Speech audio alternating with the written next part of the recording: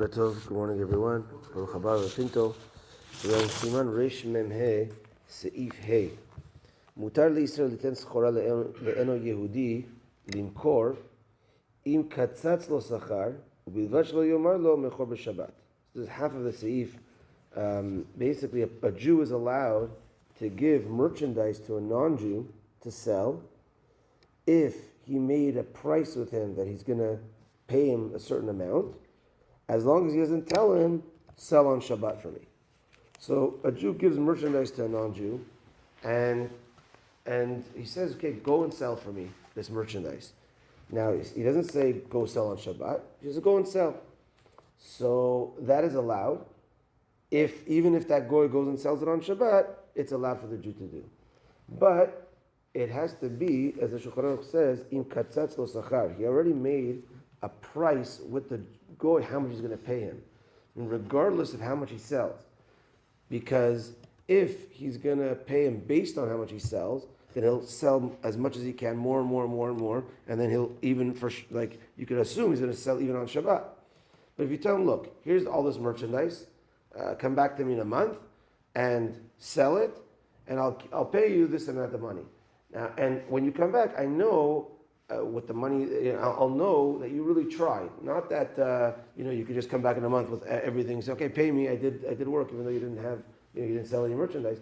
The guy could tell you'll have to make up in a certain way a price and a system that it's not going to give him the ability to keep on going and keep on going and keep on going, and then he'll sell on Shabbat. That's the Shulchan Aruch over here highlights. Im katzatz lo schar. You already made a deal with him, an amount, that set amount that you're going to be paying him. The Mishnah Berurah says an interesting thing. He says, what if you do this, but it's known, back in the day, Yom HaShuk, it was the day of the Shuk. So nowadays you don't really have that. We have stores that open all the time, whatever. Back in the day, there was a big thing. The day of the Shuk, that was the day that people would come to the Shuk and buy and sell. It wasn't every day. So let's say in that city, in that area, Yom HaShuk was on Shabbat. So if you tell him, here, I want you to sell this merchandise, well, he's going to go on Shabbat. That's the Yom HaShuk. That's for sure the day that's going to happen. So it's not so simple. It's not so simple to do that because it's going to happen on Shabbat.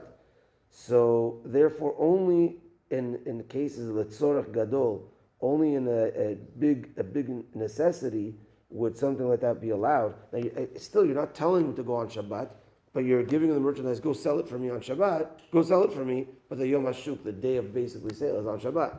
So it's not going to work out unless there's the tzorach gadol. Baruch Hashem, nowadays we don't have those situations because, we're open all the time, but there are certain businesses that still are best operated on Shabbat. I was just speaking to someone, if you know the Mr. Bins over here that opened up beside Richmond's.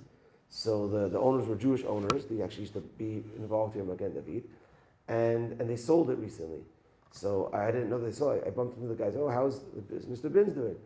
So he says, well, you know what? The main day was Shabbat. And obviously, they were closed on Shabbat, but they weren't making as much as they could have because it was closed on Shabbat. So he said, you know what? So we felt we should just sell the business. So because people have off on that day and they would go there. So there are certain businesses, of course, that are affected by it. But nowadays, this issue of Yom HaShuk generally isn't a problem. Okay, Minchat tonight at 5:20. Have a good day, everyone, and Shabbat Shalom.